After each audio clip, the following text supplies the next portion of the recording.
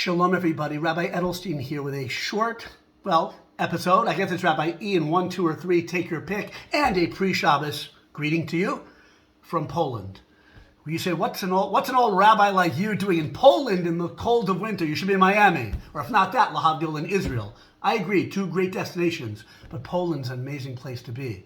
When you're on an incredible educational trip, like I am privileged to be on the Maor Poland trip. And let this be, and it is, an invitation to come and do an educational trip to Poland if you're Jewish, like a Maor Poland trip.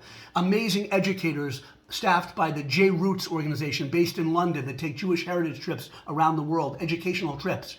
It's incredible. Is it horrific what we're learning about and the sites we're visiting? Beyond description. No greater cruelty has ever been done. No greater cruelty, equal, I don't know, in the annals of history, as one human being to the others, as what was done to the Jewish people in Poland, in this country that like nowhere else in the physical world could really be described, the valley of the shadow of death. It's horrific. It's unspeakable. There's pain, there's tears, there's feelings of bleakness and darkness like one can't believe until one comes here. But there's also joy. The joy of being together with other Jewish people, alive. We won the war.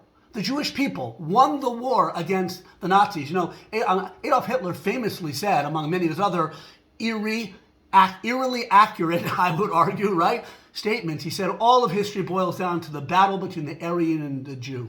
Nothing else matters. Everything else is the backdrop. He said that. It's recorded, right? Well, we won that war in those awful years when it looked like he was going to triumph. We won that war.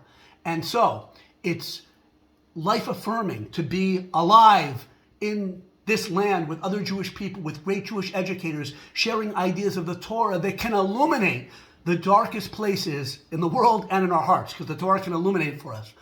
It's uplifting, it's inspiring, it's bearing witness, right?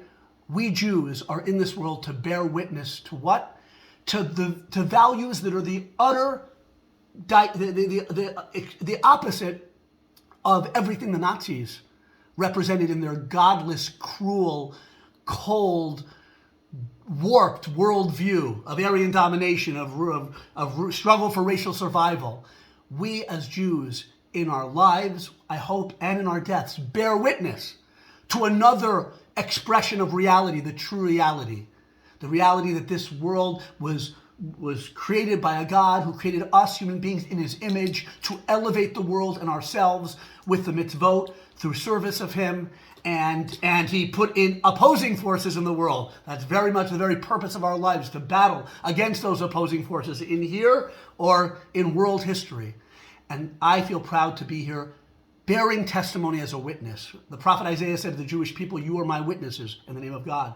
And we're bearing witness here to the suffering our people went through, to the undying spirit of the Jewish people, to the survival and the thriving now when 120 Jewish students from all over the country, different campuses, can come on a trip like this Maor trip, bearing witness to our rebirth. Shema Yisrael Adonai Eloheinu Adonai Echad. Hear, O Israel, the Lord is our God, the Lord is one. It's written in the Torah, the last ayin of Shema is big, the last daled of Echad is written big, ayin daled aid, to be a witness in this world. That's the ultimate mission of a Jewish person, I think. Have a wonderful, beautiful Shabbat, which is also a testimony. And by keeping Shabbat, we bear witness that God created the world and wanted us to rest on the seventh day. Good Shabbos.